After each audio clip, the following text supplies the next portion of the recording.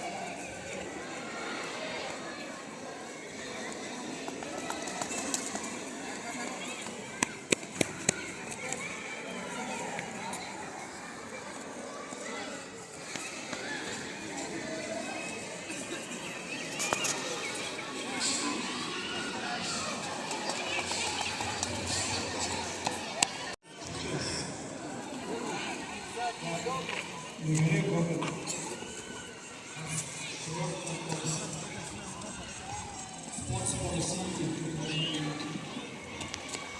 and there is casual workout.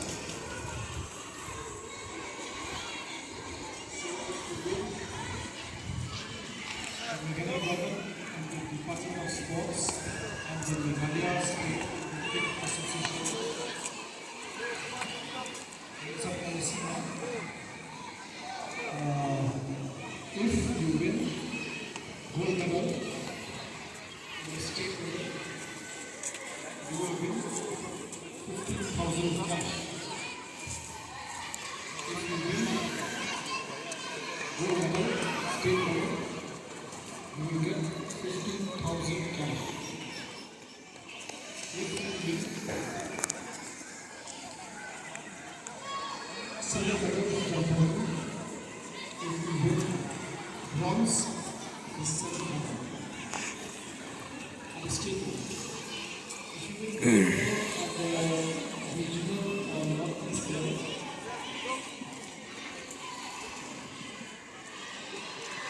it is